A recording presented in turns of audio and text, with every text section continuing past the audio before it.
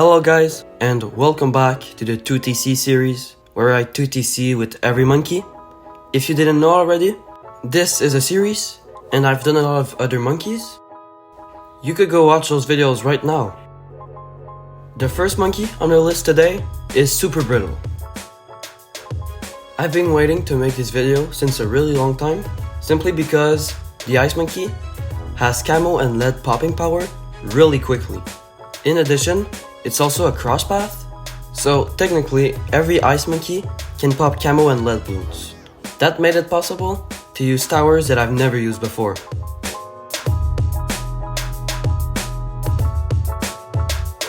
Our first problem was round 11. Because of a green balloon, it was simply too fast for the ice monkey to handle, so I had to cross path it. However, buying permafrost made balloons slower after getting attacked. They then didn't have enough time to get out of the ice monkey's range, so it kind of fricked up the attack sequence of the ice monkey and basically made him worse. So I was kind of forced to buy enhanced freeze.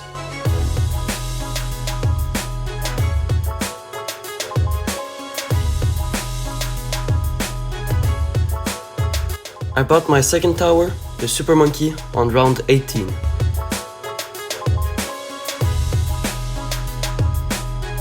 Now, this is what I meant at the start of the video. Simply by buying Cold Snap, round 24 was no problem at all, and round 28 was also not an issue.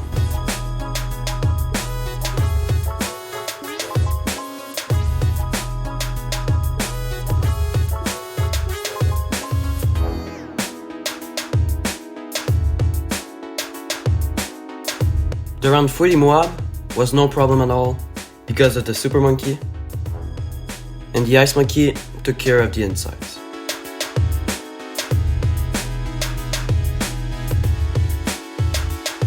In this case, the tier 4 Embrittlement was a really good stepping stool because it basically doubled the damage of our setup.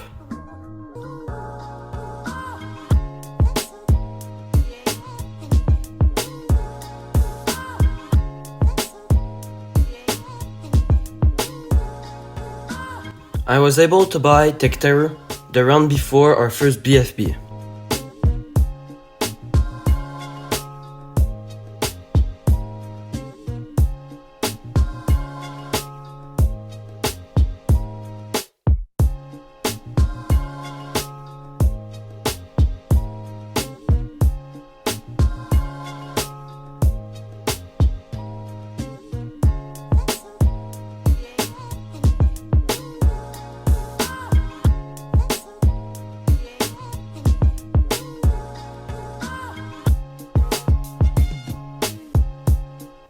On round 76, I almost placed Geraldo by accident, but lucky enough I didn't.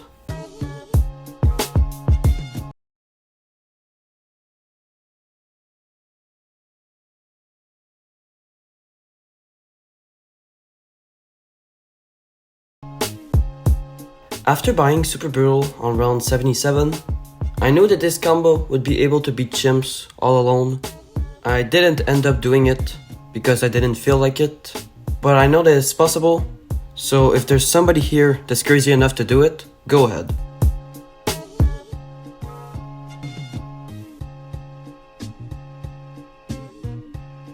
On round 80, it took a while to pop the ZOMG, but as soon as it went into the range of the Ice Monkey, it stood no chance at all.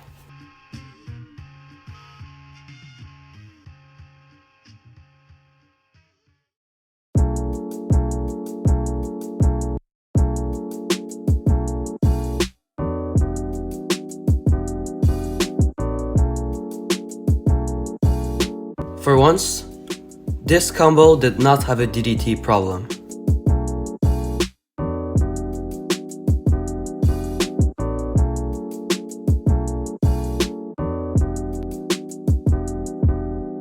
Round 95 was a bit scary because of all the purple balloons, but surprisingly, the Ice Monkey was able to keep up.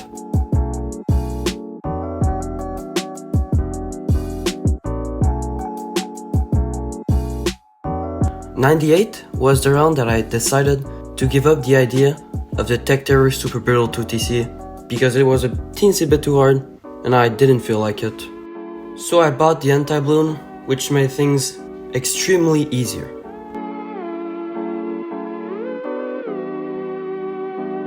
You can also see here that as soon as the bad went into the Ice Monkey's range, that was really easier.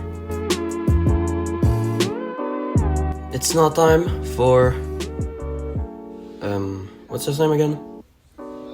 Absolute Zero.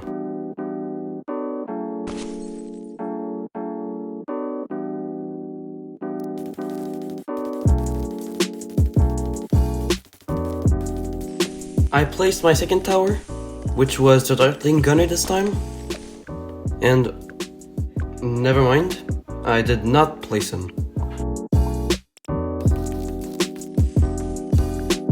Never mind, again, I did place him.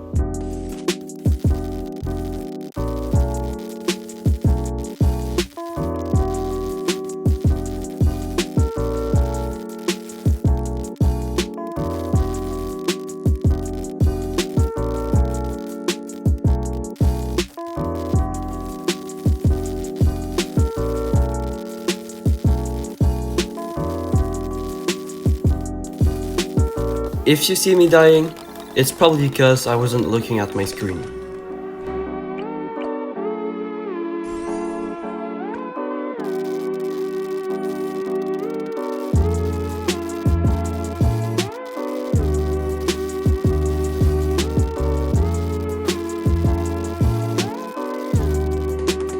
I bought the Plasma Accelerator on round 44.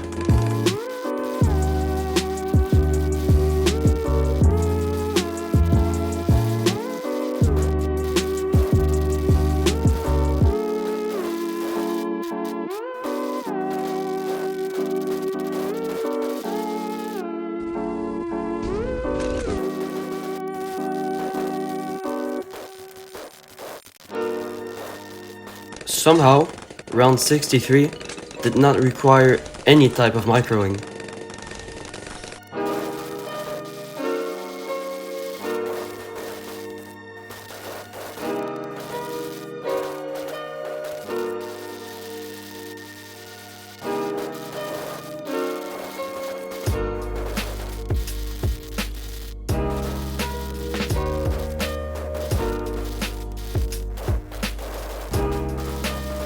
Round 78, however, was another thing.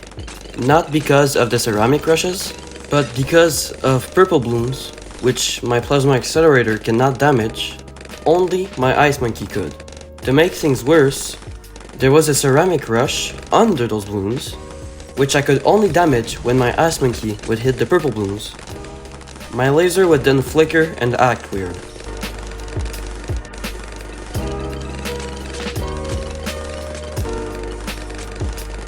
This of course made things a lot more random and annoying.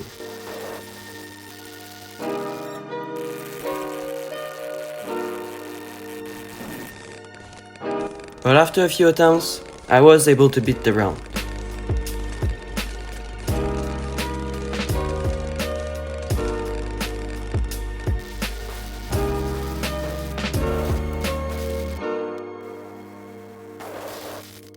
Round 81 really surprised me, because this is actually my second attempt of doing this run, since I forgot to record last time, and last time, round 81 took a while, like a really long time, but this time it only took 2 attempts.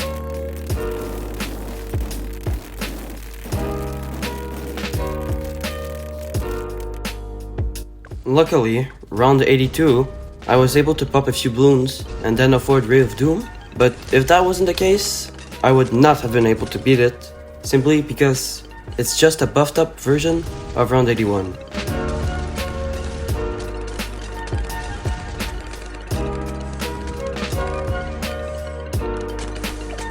After buying Ray of Doom, I think you can guess what happened.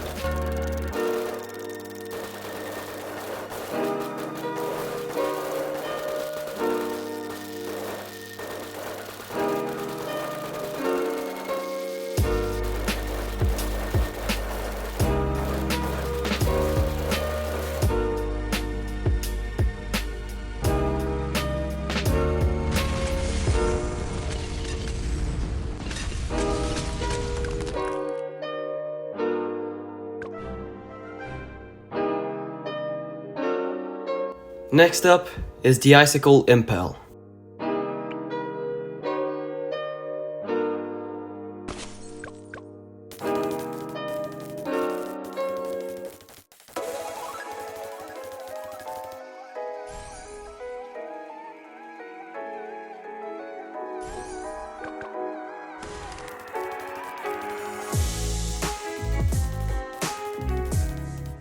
On round 15, I was able to buy my second tower, which this time was a helipilot.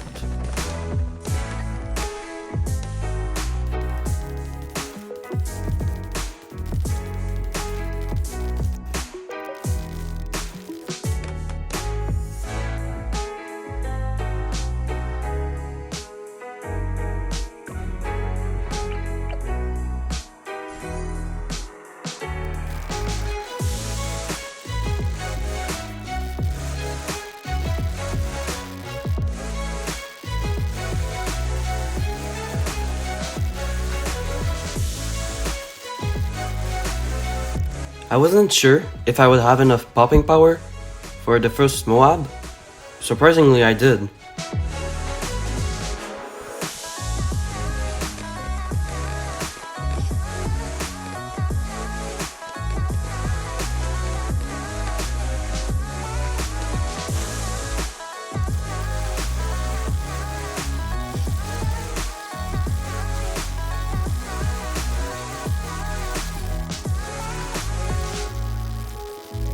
Luckily, I was able to buy the Apache dart ship before round 50 because I knew that I wouldn't have enough popping power for 2 Moabs.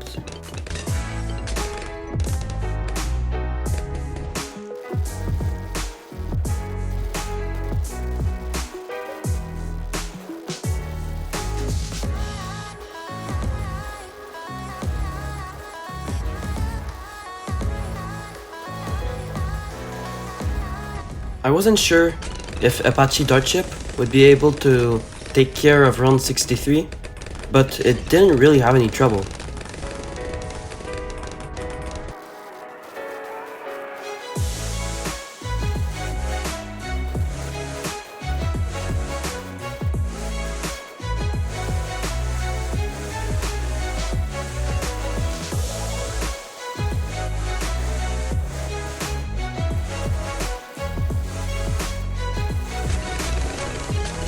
I then bought Apache Prime on round 74.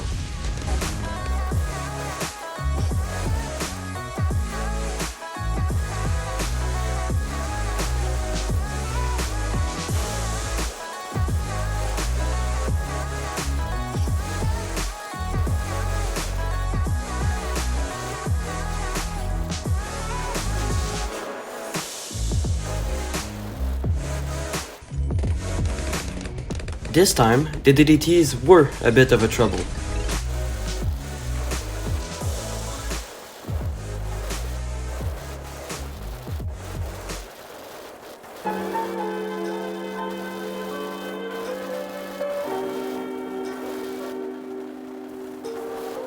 Oh, round 98. If round 98 was a person, I would have probably sucker punched him in the face. Because this took a while, a really long time. I'll try to explain why. First of all, round 98 has ZOMGs and fortified BFBs. Those are not the problem. The problem are the ceramics. So I basically need to pop the BFBs first, because those have fortified ceramics, and as soon as we can take care of them, the better. But at the same time, we don't want to pop the ZOMGs, because we don't have time to pop their ceramics. Even though they're really easy, we still need to pop them before they leak. But not popping the ZOMGs is harder than you think, because there's fortified BFBs on both sides which we need to pop. Then again, the Apache Prime has a lot of pierce, so we need to make sure that their projectile does not go towards the ZOMG. But at the same time, we do want to use as much of its pierce as possible, because if not, we're pretty much gonna lose. But after more than 45 minutes of doing this, I decided to fuck it and try with no technique, no plan, nothing. And for some fucking reason, that worked! And it didn't just work, it worked on the first attempt. Now I was doing that at school before class would start, in the cafeteria with my friends, and I was raging. But when I got this run, I screamed really loud. And I'm pretty sure a lot of people looked at me weirdly, but at that moment I did not care because it took way too long. Luckily, that was the hardest round, and everything else from here is no problem.